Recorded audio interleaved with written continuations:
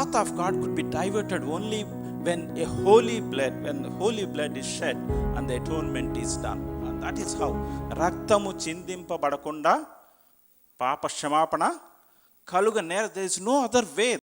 Romans chapter 5 verse 9, ఆయన రక్తము వలన ఇప్పుడు నీతిమంతులముగా మనము తీర్చబడుతున్నాము. we are made righteous because of his blood. ఆయన రక్తం వలన నీతిమంతులుగా మనము తీర్చబడతా ఉన్నాము అని చెప్పేసి ఉంది. So blood plays a very crucial role. Leviticus chapter 17 verse 11, 17వ అధ్యాయం 11వ వచనం. Leviticus chapter 17 verse 11, రక్తము దేహమునకు ప్రాణము,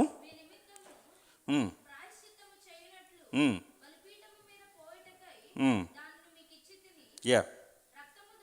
The whole purpose why God gave blood to us is that there is life in the blood and he gave it to be poured out upon the altar. బలిపీఠం మీద పోయిటకై నేను మీకు ఇచ్చాను. There is a reason why he gave us blood, and because there is life in the blood, it will do the atonement.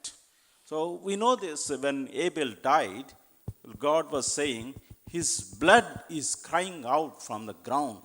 నేలలో నుండి యెహేబేలు రక్తం నాకు మొరపెడుతున్నది అని చెప్పేసి అన్నాడు. So basically, of course, human blood cannot do the atonement. That's why Lord Jesus had to come into this world, and without the intervention of human blood, and then he died on the cross. That blood is a precious holy blood, and that blood can do the atonement. ప్రాయశ్చిత్తం చేయగలిగింది. ఆ ప్రాయశ్చిత్తం చేసి ఆ రక్తాన్ని పరిశుద్ధ స్థలంలోకి యేసు ప్రభువారు తీసుకెళ్లారు కాబట్టి మనం నీతిమంతులుగా అవుతున్నాం. So when the blood is taken, what is happening? There are two things. See, in the tabernacle in the Old Testament times, somebody brings an animal. Why do they bring the animal? Because they have committed some sin. నేను ఒక పాపం చేశాను కాబట్టి నా పాపానికి ప్రాయశ్చిత్తంగా నేను ఒక animal తీసుకొస్తున్నా అంటున్నారు. So they lay the hands on the animal and say they offer the animal on the altar. బలిపీఠం మీద అర్పిస్తారు.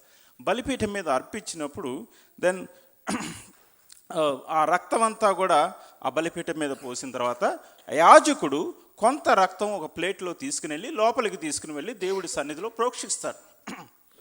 So what is happening when a priest is taking this blood from outside the holy place, he is bringing into the holy place and then sprinkling in the presence of the Lord. What is happening is that he is making a request saying, this person has committed a sin, but instead of him this animal was offered.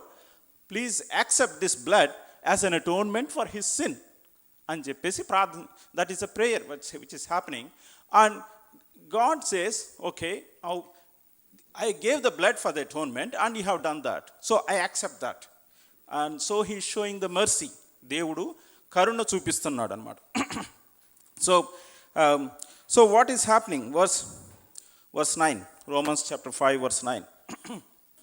మరింత నిశ్చయముగా ఆయన ద్వారా ఉగ్రత నుండి రక్షింపబడతాము. So see, we have committed sin, we come into the house of God and then we show the blood, and that's why we are saved from that. So కొన్నిసార్లు మామూలుగా, but not a good example to quote, but many times what happens, మనం see, మనకి ఎవరన్నా వాళ్ళు అంటే క్రూడ్గా ఉండేవాళ్ళు, రౌడీయిజంగా ఉండేవాళ్ళు, వాళ్ళు కోపం మీద ఉన్నప్పుడు అవతల వాళ్ళ మీద పగ తీర్చుకోవాలంటే వాళ్ళు ఏమంటారు? నీ రక్తం నేను కళ్ళ చూస్తానంటాడు. అంటే అప్పటిదాకా వాళ్ళకి ఒళ్ళు మండిపోతూ ఉంటుంది. నీ రక్తం చూస్తే అప్పుడు కానీ నేను శాంతించను అని అంటారు. So there is something else which is going behind the principle. The wrath of God, and then wrath of God could be diverted only when the holy blood is shed and the atonement is done. And that is how రక్తము చిందింపబడకుండా పాప క్షమాపణ కలుగనేర. there is no other way. So the real atonement is happening through the shedding of the blood, and that blood is taken into the presence of the holy God.